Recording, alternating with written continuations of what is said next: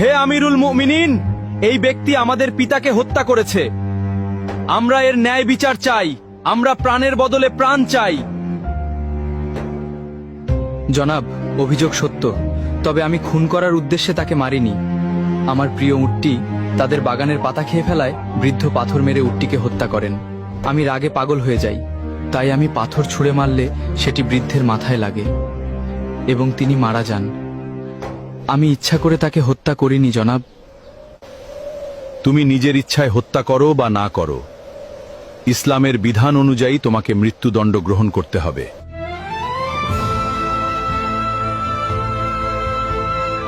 আমিরুল মুমিনিন, যেহেতু ইসলামী বিধান অনুযায়ী আমাকে শাস্তি পেতেই হবে, সেহেতু আমি এটা মেনে নিচ্ছি। তবে আমাকে 3 দিন সময় দিন। আমার কাছে একটি এতিম বাচ্চার কিছু সম্পদ রাখা আছে। আমাকে গ্রামে গিয়ে সেই এতিম বাচ্চার আমানতটি বুঝিয়ে দিয়ে আসতে দিন, না হলে হাসরের মাঠে আমাকে খেয়ানতের দায়ে অপরাধী হতে হবে।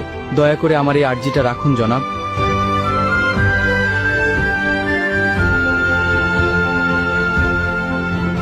ঠিক আছে, আমি তোমাকে ছেড়ে দিতে পারি, কিন্তু শর্ত হলো কাউকে তোমার জামিনদার হতে হবে। তুমি ফিরে না এলে তাকেই তোমার বদলে মৃত্যুদণ্ড দেওয়া হবে।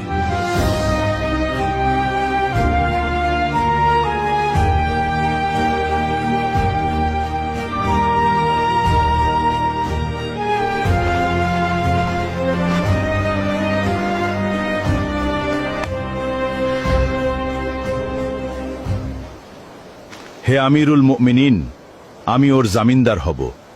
ও যদি না আসে আপনি আমাকেই শাস্তি দেবেন। ঠিক আছে, মঞ্জুর করা হলো। 3 দিনের মধ্যে যদি তুমি ফিরে না আসো, তাহলে তোমার পরিবর্তে আবু যর গিফারিকে হত্যা করা হবে।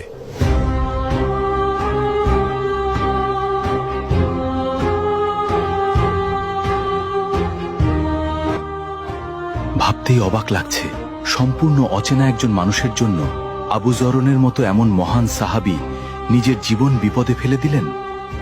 আল্লাহ না করুন ওই বেদুইন যুবক যদি আজ ফিরে না আসে, তবে আমাদের মাঝ থেকে এমন একজন শ্রেষ্ঠ মানুষের প্রাণ চলে যাবে। কি যে হবে আজ।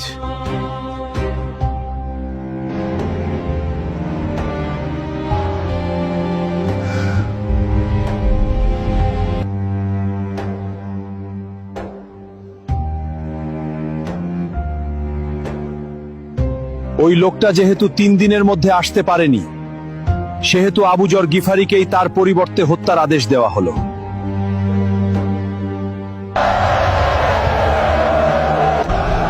থামুন, সে ফিরে এসেছে।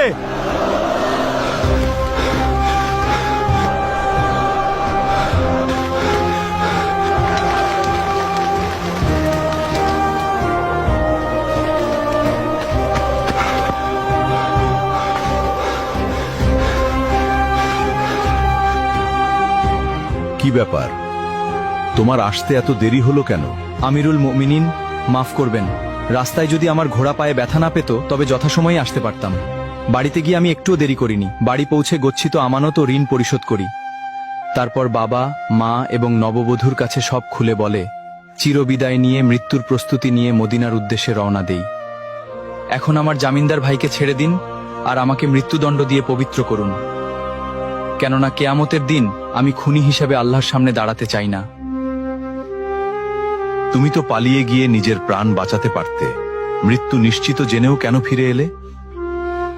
আমি ফিরে এসেছি কেউ যাতে বলতে না পারে এক মুসলমানের বিপদে আরেক মুসলমান সাহায্য করতে এগিয়ে এসে নিজেই বিপদে পড়ে গেছিল। আর আপনি কেন এই অপরিচিত লোকের জন্য নিজের জীবন বাজি রাখলেন? আমিরুল মুমিনিন, কেউ যেন বলতে না পারে এক মুসলমান বিপদে পড়েছিল অথচ কেউ তাকে সাহায্য করতে এগিয়ে আসেনি।